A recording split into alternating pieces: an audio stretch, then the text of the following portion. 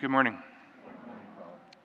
Imagine just being at work one day, doing your job, fishing, mending your nets, and Jesus comes to you and he says, "Stop what you're doing and follow me. Leave behind your nets, leave behind your job, leave behind your family, leave behind your community, and come and follow me." Many of us would probably look and be like, "No thanks, weirdo," right? "Let me do my own thing. I don't trust you enough to follow you. I just met you." But Jesus is coming to the first apostles, and there's something there. There's something about him that penetrates their hearts. And they recognize who he is. They recognize that he is God. And they say, "Yes, we'll follow." And they did just that. They left everything. They left everything behind to go and follow after Jesus Christ. He calls each and every one of us to do the same.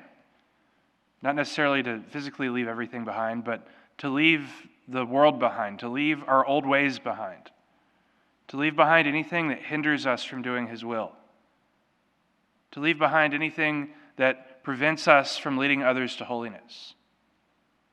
Leave that and come and follow me. It's the feast day of St. Andrew. St. Andrew, of course, is among the first called. He's the brother of the first apostle Peter, and he was martyred by crucifixion. He, similar to St. Peter, didn't want to be crucified in the same manner in which Jesus was, and so he was crucified in the form of an X. So that's known as St. Andrew's cross, which is actually what the cross on the chasuble tries to represent. But we recognize that from the very first moment of being called, he followed him up to the point of death, a death like his. Each and every one of us are called to do the same thing. It's almost the very end of the liturgical year here, and we begin Advent on Sunday. And as we begin with Advent on Sunday, we enter into this period of preparation, this period by which we are preparing ourselves not just for Christmas, but ultimately that we're preparing ourselves for the second coming. How can we allow the Lord to reach out to us, to call us, to assist us in dropping whatever it is that prevents us from following him? Whatever it is that prevents us in doing his will. What are those next steps that we need to take to be able to say, "Yes, Lord, I trust you, I will follow you. I've been following you, but now I'm going to follow you even more closely.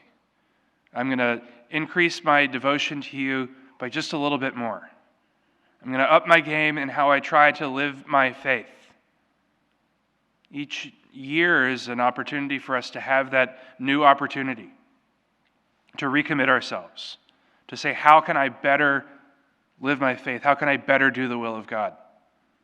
And so as we celebrate this feast day of St. Andrew, and as we prepare to enter into the time of Advent, let us ask the Lord for his grace, that he may continue to help to prepare us for his coming, that he may continue to prepare us so that we may better do his will here on earth, so that we may be prepared for him when he comes.